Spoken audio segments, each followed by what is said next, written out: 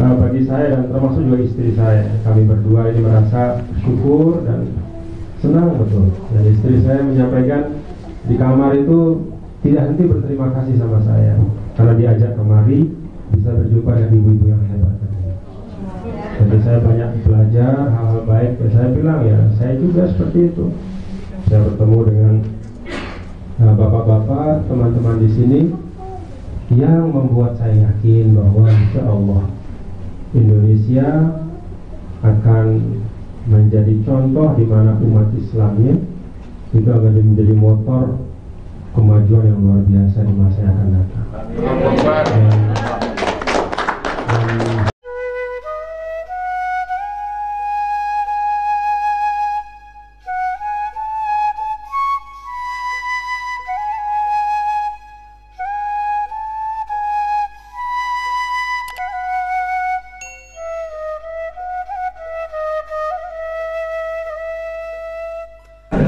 Nah, kalau Al-Maidah 51 ya itulah normatifnya.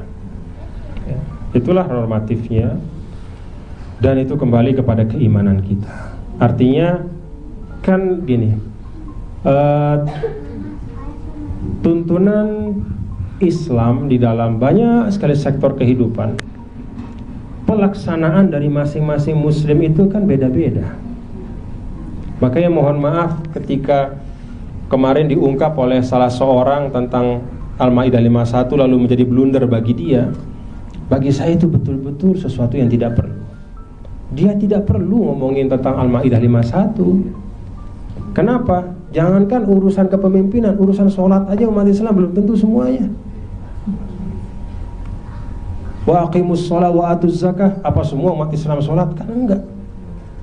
Tapi itulah cara Allah membuka. Dia sebenarnya tidak perlu mengungkip ayat itu. Dia mengungkip ayat itu kan dengan kekhawatiran bahwa ayat ini akan dipedomani.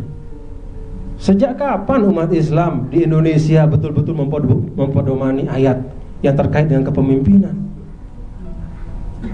Bahwa ayat yang aqimus shalah wa atuz zakah saja masih banyak yang malas berzakat. Sebanyak yang ya. Tapi Allah buka. Jadi ya itulah ya, seperti tadi itu mungkin hadis yang tadi di depan itu ya, wallahu a'lam bishawab. Jadi bagi saya sih tidak perlu diputar-putar ayat Al-Maidah 51. Ya itulah dia bicara tentang dirinya. Ya itulah dia bicara tentang dirinya. Karena kalau diputar-putar nanti jadi makin salah ya. Saya kan kebetulan jurusan saya ilmu tafsir. S1, S2, S3 saya itu di tafsir. Ya saya tahulah ayat itu. Gak usah diputar-putar lah. Ya memang itulah.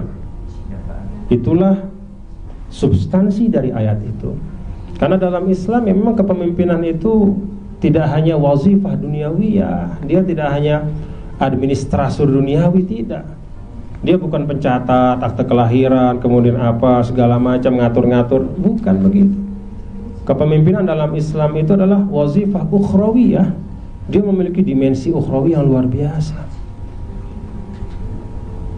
Jadi tidak bisa diprofankan kepemimpinan dalam Islam itu.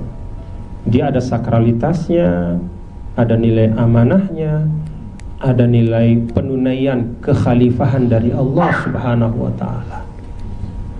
Tapi sekali lagi mengangkat ayat itu dalam kontestasi politik itu sebenarnya tidak perlu ya oleh orang yang tidak suka ya, karena sekali lagi dalam praktik politik kita sebenarnya pengamalan dari ayat itu oleh umat itu jarang. Nah, tapi setelah diungkap ini jadi ya itu skenario Allah dan kita berharap dari semuanya ya mudah-mudahan semuanya baik ya, mudah-mudahan semuanya baik. Kita kembali kepada visi kita, kepada komitmen jangka panjang kita, bagaimana membangun persatuan umat. Wallahu a'lam bishawab. Alhamdulillah, Bapak-bapak sekalian, kita sudah menginjak akhir dari acara. Saya yakin masih banyak pertanyaan-pertanyaan yang akan muncul. Dari mana yakinnya? Oh, itu tadi pertanyaan ngaco, Ustaz. Tadi, Ustaz. Nanti saya di malam-malam orang ini, Ustaz. Saya kasih waktu, Ustaz. Saya mohon maaf sekali untuk tidak bisa memberikan floor tanya jawab lagi karena Ustadz harus pergi ke airport. Saya mohon doa selamat ya. Ya, jadi untuk berikutnya seperti ini ada cenderamata yang akan disampaikan oleh Presiden IMSA. Mungkin nanti ada singkat pesan dari Presiden IMSA Bapak Syafrin. Ada di atas lagi beres-beres koper. Itu bagian dari melaksanakan tugas kepemimpinan. Kamera disiapkan. Ya. Assalamualaikum warahmatullahi wabarakatuh. Alhamdulillah, Ustaz. Terima kasih banyak atas waktu yang diberikan, ilmu yang disampaikan. Subhanallah. Dalam 2 hari yang begitu singkat, ya, belum lama. Tapi sepertinya sudah ada ta'riful qulub, ikatan batin di antara kita, insyaallah. Semoga silaturahim kita tidak berhenti di sini, Ustaz. Kita perpanjang terus jalur silaturahmi. Mungkin nanti bisa melakukan apa yang bisa bermanfaat buat umat, ya, baik di sini maupun di sana di Indonesia. Berbicara tentang judul tentang sesi hari ini tentang kepemimpinan. Mungkin bisa kita tanyakan, habis ini Ustaz mau kemana? Nanti ke airport, Pak. Habis ini, iya kan? Makanya mungkin ada sedikit bicara, tapi saya atas nama IMSA dan semua senior saya dan teman-teman IMSA di sini mengucapkan banyak terima kasih. Jazakallahu khairan katsiran buat Ustadz Tuan Guru Bajang. Insyaallah kita perpanjang silaturahmi kita, Ustaz, ya. Saya boleh ngomong dikit ya? Oh, boleh. Oh, mau yang kemananya ya? Baik, terima kasih. Jadi Pak Syafrin dan Bapak Ibu semua, Pak Arya semua, Pak Toha dan Pak Firdaus ya, Pak Syekh Fahmi dan semua, Pak Widodo dan semua yang tidak dapat saya sebutkan, ibu-ibu juga. Bagi saya dan termasuk juga istri saya, kami berdua ini merasa syukur dan senang betul. Dan istri saya menyampaikan di kamar itu tidak henti berterima kasih sama saya karena diajak kemari bisa berjumpa dengan ibu-ibu yang hebat. Jadi saya banyak belajar hal-hal baik. Dan saya bilang ya, saya juga seperti itu. Saya bertemu dengan bapak-bapak, teman-teman di sini yang membuat saya yakin bahwa insya Allah Indonesia akan menjadi contoh di mana umat Islamnya itu akan menjadi motor kemajuan yang luar biasa di masa yang akan datang.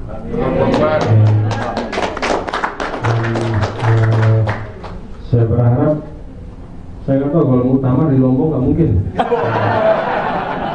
Kalau saya doang. Bisa. Muktamar nggak mungkin.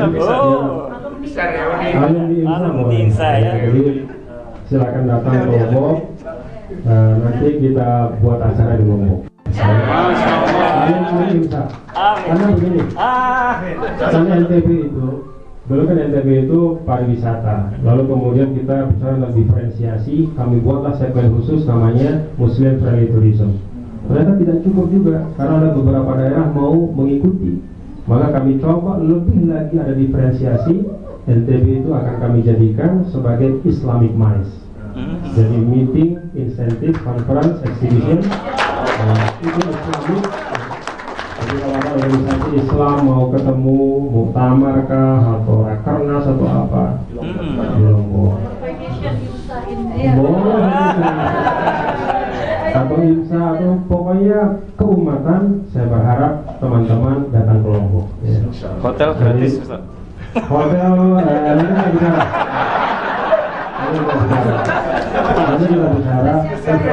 Pokoknya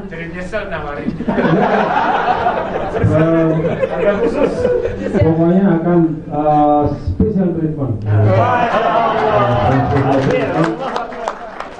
Yang penting kalau ada kegiatan, masa teman-teman kan punya jaringan banyak di Indonesia, ajak ke Lombok lah. Kalau Bali kan sudah terlalu ramai, sudah banyak sekali yang datang ke sana. Nah, kita sekarang sedang membangun branding Lombok. Nah, salah satu yang kita ingin bangun terakhir adalah sebagai Islamic MICE, dan insya Allah cukup untuk kebutuhan Islamic MICE itu di Lombok. Jadi selamat datang di Lombok. Saya tunggu Bapak Ibu. Terima kasih.